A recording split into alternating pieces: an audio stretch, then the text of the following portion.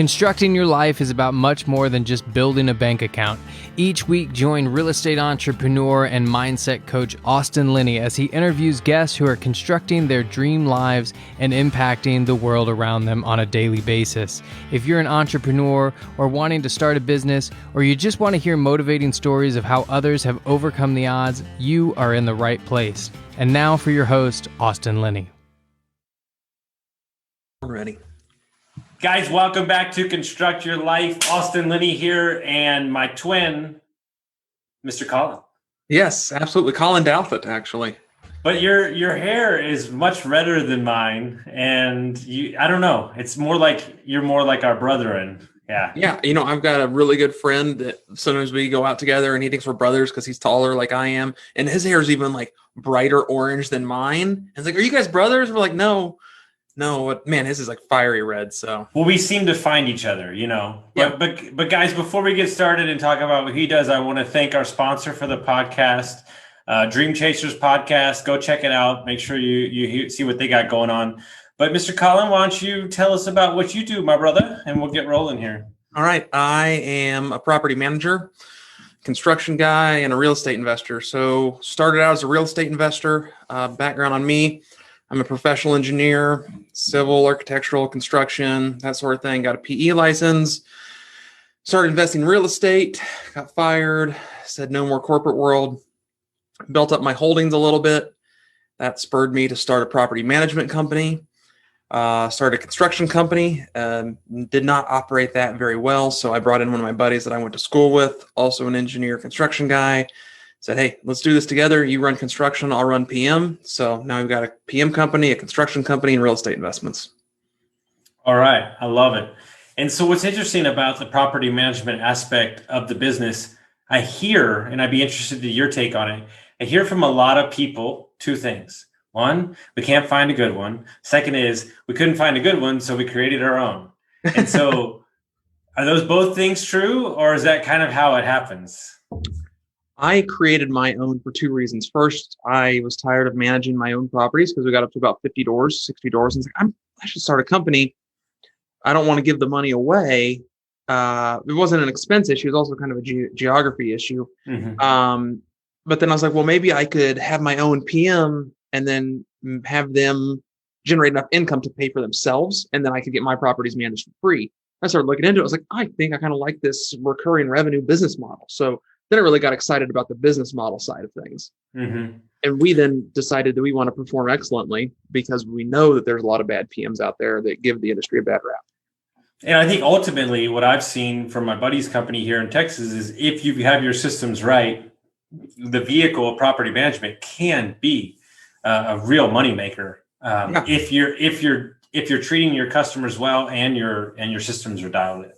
Yeah, absolutely. It can be a good business. It's definitely got ebbs and flows. It's a percentage of revenue generated or income generated and collected. So, COVID makes us all get a little bit scared when they're putting eviction moratoriums out and people don't have jobs.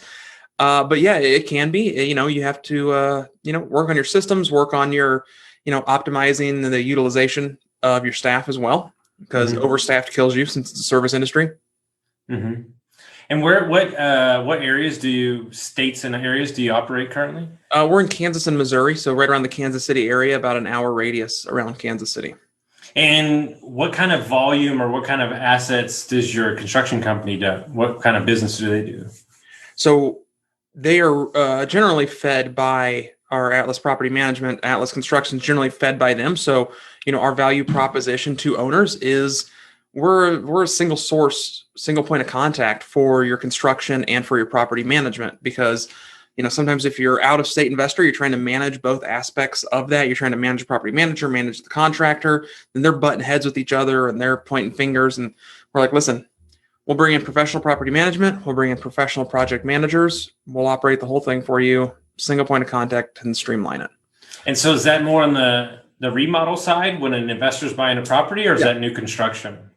Mainly remodel, reposition, whatever you want to call it. We do a lot of rehabs on the vacant units, the exteriors, the interiors, that sort of thing. And so, because here's where it gets interesting. The property manager lens is different than a construction lens. Mm-hmm. So does your construction your PM guy and your construction guy, is that ever conflicting? Because, he's trying to move on to the next project. You're trying to get renters in. It's kind of a different game. Yeah, it is. So, we can all agree that we want to get the units done as fast as possible. That is the goal for everybody. We want to minimize downtime, and the more units we turn on the construction company, the more money we can make, as long as we're doing the work correctly.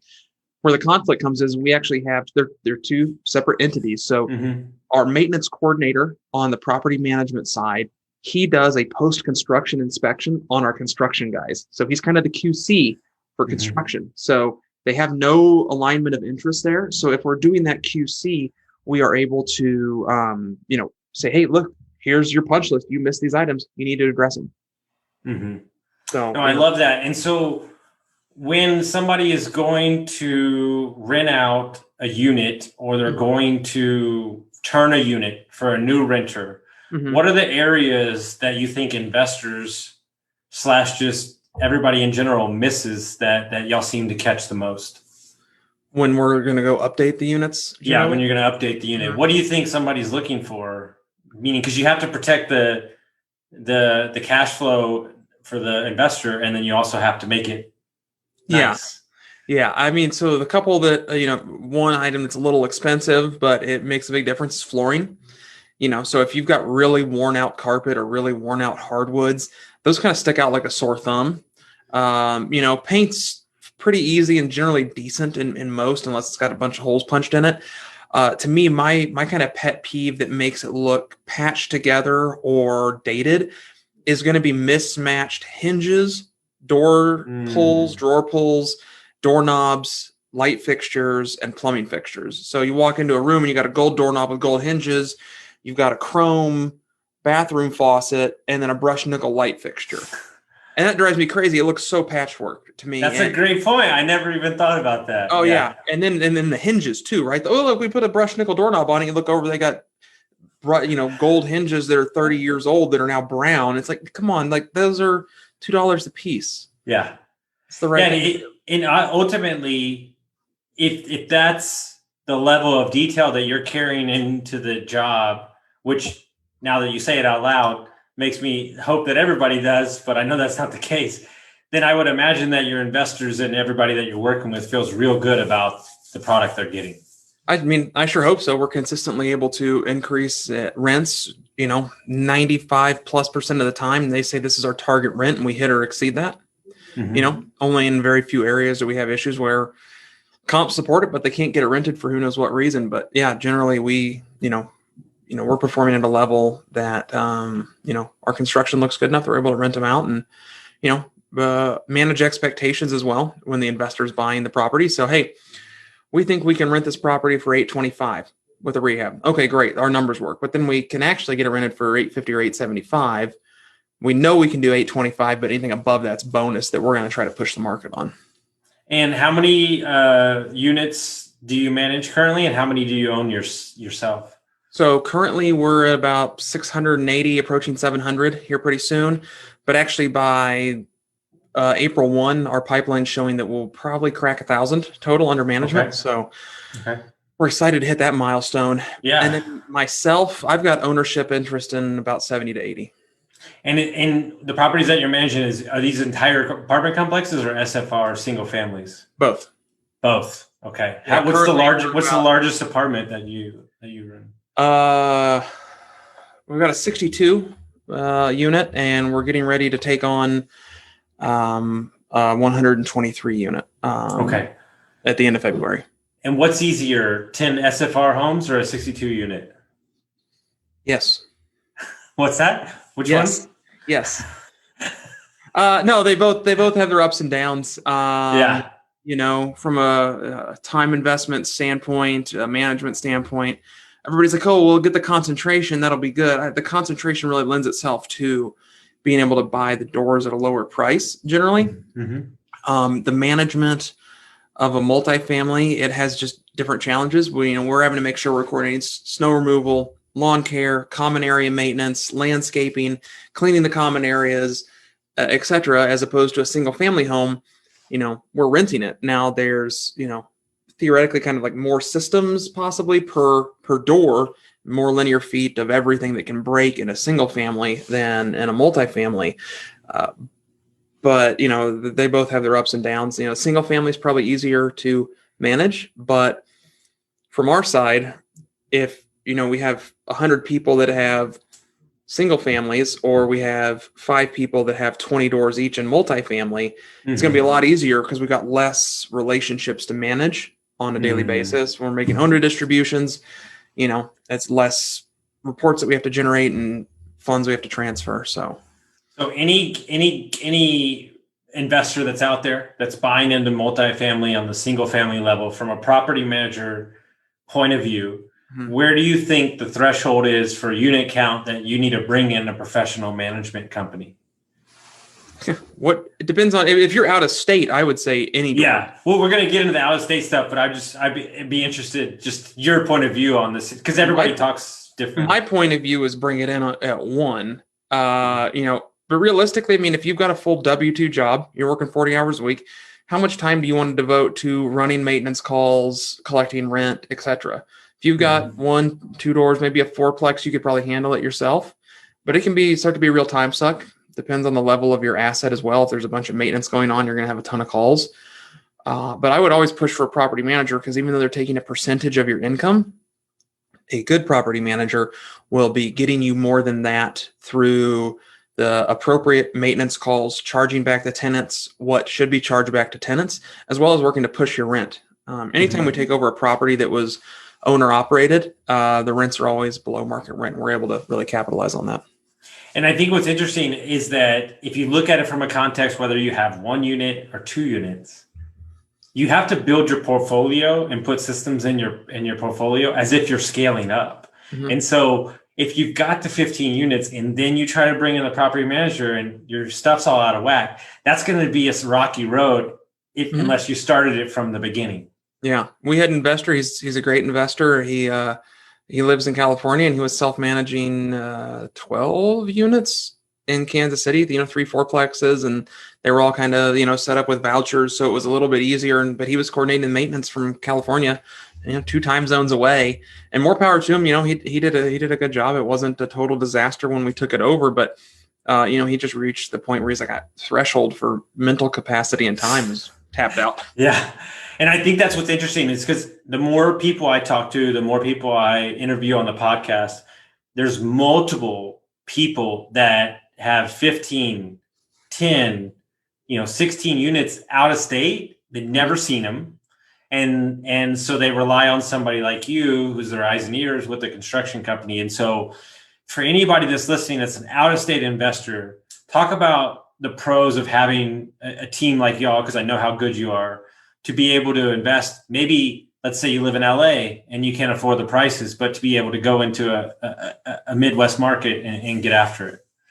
So what's the pros of bringing us on? So yeah, the pros are going to be, you're buying an asset. Most people are buying for some sort of value add, whether that's through construction or through operational efficiencies. So working with a PM, such as myself, that understands that, we can then point out what's good money to spend and what's bad money to spend to hit that. And we can help you evaluate a property through the due diligence process and say, hey, here's your, here's where you can improve financially. Okay, we can get your rents up to this. We can implement a RUBS to get your utilities under control. We can implement a common area maintenance fee. Here's, something that should be getting pushed back on the tenants. It's not. We can start looking at those things and say, okay, here's how you can build an accurate pro forma. Here's what you can expect. I love that. And what's interesting, to circle back to what you said earlier, a lot of people, guilty as charged, start a business. We die on the ego sword, that we can do it and we got it right. And so, kind of unpack and talk about, was that a struggle to bring your buddy in, or was it just something that, like, you weren't covering the basis as best as you wanted to? Both. So the property management had started to gain some pretty good momentum, and so had construction, because I kind of sold it as a package deal. And I was not effectively managing the projects to where we were making money on the construction side. We weren't hitting deadlines, and starting to realize that I probably got fired as a project manager from my last construction job because I wasn't good at it. And he had the entrepreneurial bug that I do. And, like I said, I've known him for 15 years when we got started together. And I was like, listen, Adam, I was like, you understand construction. And he started looking at everything. He was like, you don't even have it priced right. He's like, your margins are all wrong. I was like, explain that to me, so, so anyway, I like to think that I have a little bit of an ego, but I'm also can be really humble. And I'm like, listen, I need your help here. Like, you come in, here's the opportunities that I can bring to the table. Let me focus on what I'm good at, which is sales, which is vision casting, which is putting all the systems in place. Get the systems in place. I just need somebody to help execute the systems. I was like, listen, I'll bring you leads for days. I just need you to execute on construction. Well, I know that he's managed, multi-$100 million projects internationally. I knew that he could handle a handful of renovations, and he's done a great job. And I knew that for me to succeed, I needed more help, and I was willing to give up equity, and I was willing to, be humble enough to say, listen, I can't do this alone, because you can't. There's always a team. Yeah, and I think the biggest part as an entrepreneur, and it's kind of my go-to this week. I seem to have themes that I hang on to, whether it be my reading or something. I think a lot of times let's say there's a big tree, and we as an entrepreneur walk out on said limb, and we get to the end of it, and then we go, what the fuck are we doing here? I don't want to be here. And I did that with Airbnb, and it was it's an ego death, because in my head, dude, I want to be the Airbnb guy. Wait, I hate this. And I think you have to have a real conversation with yourself, which I think the secret weapon is self-awareness. Yeah. And that's something that I've really always kind of been aware of myself, and what are my strengths and what are my weaknesses. And this, that was kind of me, overrunning my skis a little bit, or whatever you want to say. But, being aware to know that I am, and then looking at the performance and saying, I am not performing where I want to be for the company that I want to build. And now we're running and we're doing what I want to do. And we're right back in there. So 100%. And so as you scale and you get to the 1,000 units, is there any other ancillary avenues within the vertical of real estate that y'all are looking into?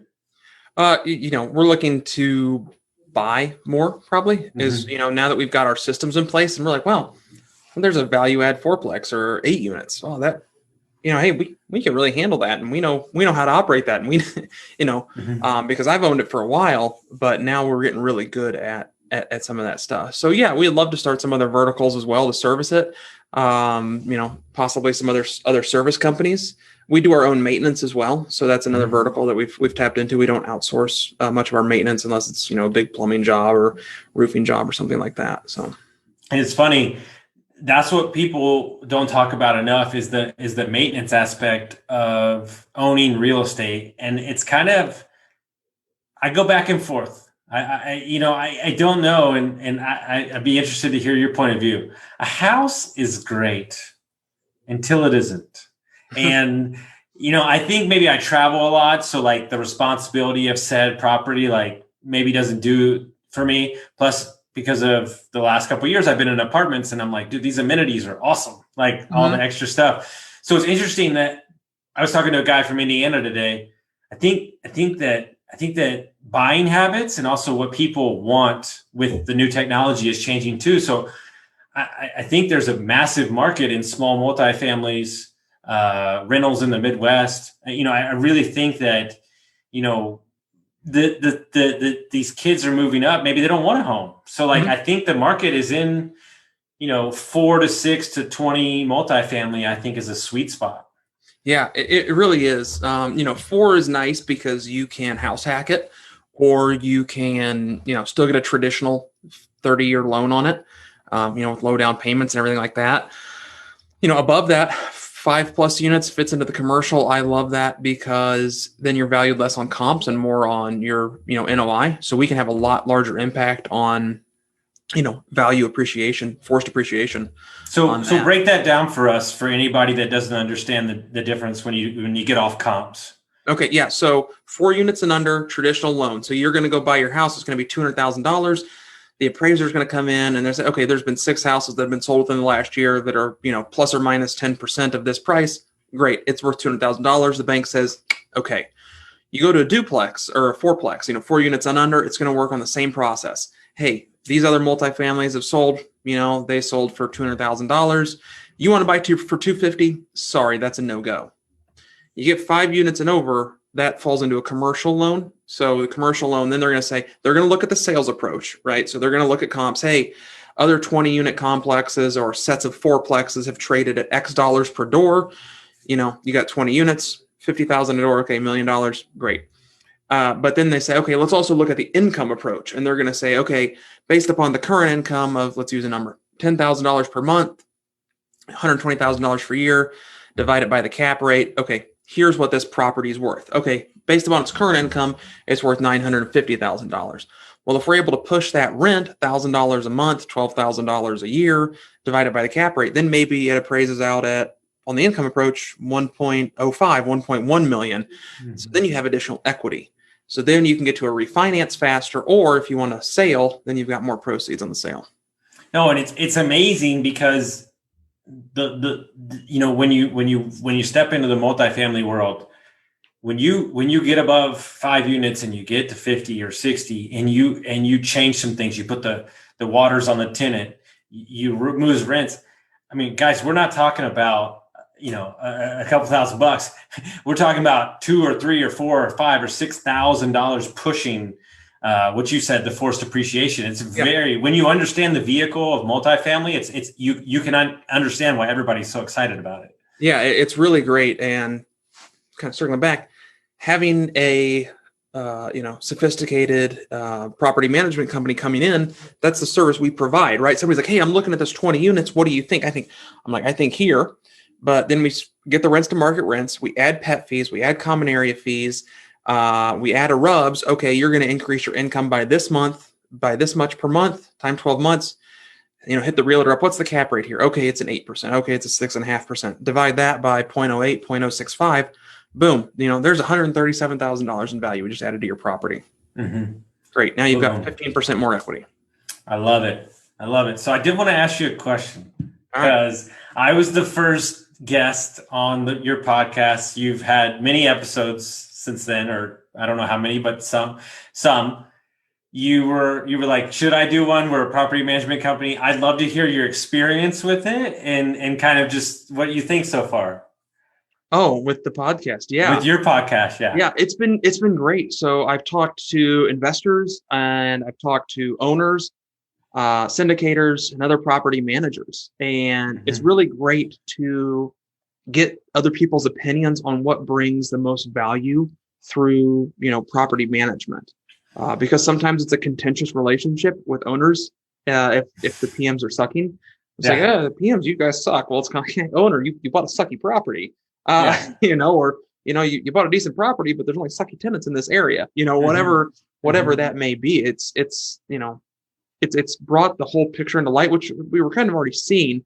Then also talking to other successful PMs and saying, hey, what was your key to success? What can we do, better? I had a conversation with one just earlier today. I got notes right here, and kind of what was their strategy? What's your biggest key for success as a property manager? And they're saying, hey, communication's an issue, right? We don't want to have owners calling us and saying, hey, what the hell's going on? We want to be like, hey, preemptively be like, hey, just want to let you know this is going on. Or our systems are in place where we don't even get to that spot, right? So, proactive communication. Well, it's interesting. Different segment, but the Airbnb is the same way. Mm-hmm.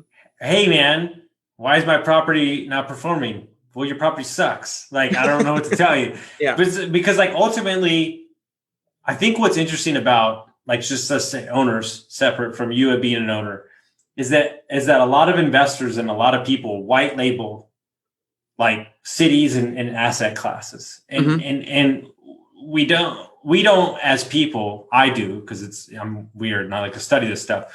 We don't study enough of human behavior and projects, right? Like perfect example, like San Antonio, Texas. There is 12 skyscrapers, are massive projects that are slated in the next 5 years. Well, if you're not paying attention, you don't know that. So you're like, well, the market's hot. Well, yeah, you ain't even seen anything yet. Just wait till the W comes in. Wait till this gets done. Yeah. But that's because I'm out there, talking to developers, talking to property managers, talking to people, the restaurant business yielded that kind of like talk, oh, we're doing this. So as an investor, and I'm merely saying this to say this, if you are wanting to get in a new market because your market is pushed out or the price is ridiculous at the moment, you want to connect with people like Colin. You want to have a conversation. You want to jump on the phone. You want to ask people, hey, are they doing what they say they're going to do? Guys, what do you think of the market? Because I think what people don't understand is you're getting paid on performance, so you better perform. And so it's like he would only tell you the good stuff. And I think people keep stuff too close to the chest sometimes when we need to have some conversations so you can figure out a new market. Yeah, absolutely. People want to come into this market, and I've known other PMs, and they're great PMs, right? I don't want to say anything bad about any other PMs, but we all know there's good and bad in every industry. But other good PMs, and they're like, they just white label whole zip codes. They're like, no-go zip codes, these, and these, right? And I'm like, okay, that's great. And you've got a great business model, and you've got a certain clientele that you're catering to, and I really can appreciate that. At the same time, an investor comes in like, I can't afford to buy a house here, but I could buy one in this C-class neighborhood. What do you think? Well, let's figure out how we can optimize this C-class property for you so you can get the most bang for your buck, right? And sometimes it's not as nuanced as a zip code. Sometimes it's maybe, okay, these 3 streets or these handful of blocks, these are worth it. You might get shot over here, but not over here, right? So, well, I mean, put it this way. I think especially new investors, they're like, they're like, let's attack Austin, Texas. We're going to hit up every market. And I'm like, I got a better idea. How about you pick 2 zip codes and you get a deal in one of those zip codes and you pound the pavement. I have a friend, a developer out of Nashville. When he was starting, he's a young developer, but when he was starting up as an agent, he's a broker. He doesn't leave, now he does, but he didn't leave a 10-block radius in East Nashville for like 6 years. Like he literally did not leave a 10-block radius because he said, it's a waste of my time. And what happened is he just became the East Nashville broker. And he was like selling the same property like 3 times. And it's like, but the new thing I'm doing, right? It's so funny that I'm talking to you, and I mentioned it to a guy I was just talking to. I'm trying to debunk the myth, because I've talked to a lot of agents in smaller places, that you have to live in an Austin, a Dallas, an LA, a San Francisco, a Chicago to make money. These cities in the Midwest, these smaller Texas towns, there are brokers and investors just killing it. Like I have a friend in Northern Michigan that's just murdering it. Austin, please stop giving away all the secrets. It's the truth, right? Listen, I am enjoying not having competition. Why are you going to do that? Hey, listen, I'm going to make you feel really good about your life. And you drink or no? Occasionally. Okay. Well, when you are sitting around your business partners and you are cracking one open tonight, I want you to tell this story, okay? In the last 3 days, I've had 5 agents reach out to me. They put offers in on houses, $100K over asking, no contingency, close in 3 days, didn't get the house. Wait for it. There are, within a day and a half, there's 67 offers on houses. And then the new construction list for one development is 500 deep on the waiting list. What is the price point? So that house that is probably worth like, I don't know, 260 maybe, sold for like 390. That's stupid. It's dumb. I know. I don't understand. I don't get it. All right. Let me give you the I don't know, X suburbs or whatever they call it, tertiary markets to cities, whatever. So I live in a town of 5,500 people east of Kansas City. I live out on a farm just outside the city, right? It's great. I love it. Love the rural town, rural Missouri. It's kind of trashy, but I love rural Missouri. Yeah. And but there's other small cities, right? That's where I started investing, and we've seen great success. Me and a couple of people, we bought 18 units at the beginning of 2020, $500 per door average rent. As of last week, average rent across the portfolio, $597 per door. Perfect. And it's great, right? And the barrier to entry is pretty low, and the demand is there. And like everybody's like, hey, I got to be in Austin, but people from the coast now, that at least the ones coming to Kansas City, like we can't afford anything, so we want to invest in the Midwest, right? Yeah. And so, great, bring it on. No, and it's interesting. I have a buddy, Adrian Salazar, who does deals in San Antonio, but he was like, well, shit. I mean, we're going to start doing deals in McAllen, Texas. Mm-hmm. Nobody goes to McAllen, Texas. He's like, I do. And so in the span of a year and a half, he's wholesaled a 33 unit, wholesaled a 16 unit. They own 190 units, and they own like 5 Airbnbs. And he's like, this is easy. Like, because like he's the big dog, and there's a bunch of older dudes that have owned property for 40 years, and they're ready to get out. They're ready to move to the ranch, and they want to see a young hustler, and they're happy to strike a deal. Yeah, that's great. I mean, that's what we're working, right? The first thing I bought in this town was a 7-unit complex for sale by owner, guy that had it paid off and owned it for a long time. And he's like, yeah, I'll let you get it back up to where it needs to be, and I'll owner finance it. And what's interesting is I was talking about it on Clubhouse this morning, and nobody ever talks about this because it's not sexy. Money's not sexy. But a lot of, if you read the tea leaves, a lot of the East Coast, West Coast are just bigger players with the New York market, the California market. They're repositioning debt, like meaning that they're getting out of a risky investment. Maybe there's a ton of equity in it, and taking that debt and moving it to the Midwest or Texas or Arizona and reposition it in what they consider a less risky option on a lower risk portfolio. Mm-hmm. And that's what's happening, guys. Like, you're not paying attention to what's like going on. That's okay. We'll still make money while you're doing what you're doing. But you have to think farther than one transaction. You have to understand the movement of money and the movement of people. And so if it were me, you do what you want to, but you've already got the construction company. If it was me, I would start building some new construction. Yeah, no, that's on the horizon. I love it, because that's what makes me excited. Yeah, no, we're fleshing that out right now, and we'll talk offline about some of the stuff that we're working on. We can't tell. We already gave y'all enough. So if people want to find out about your podcast, and they want to find out about you, how do they do that, bud? Yeah, so our podcast is Elevating Property Management. We are responsible for tens or hundreds of millions of dollars worth of assets. We can't be a mom and pop operation. We need to be on the levels of bankers and accountants and other professionals with how much money we're dealing with. We're collecting hundreds of thousands of dollars a month. We're distributing it back. We're paying bills. So we need to elevate our game. We need to elevate property management. Check me out on LinkedIn, Colin Douthit, Instagram, Atlas Property Management. So we're kind of all over it. I see what you did there. I liked it. All right, guys. If you like this episode, make sure you send it out to your friends, guys, and we'll see you soon.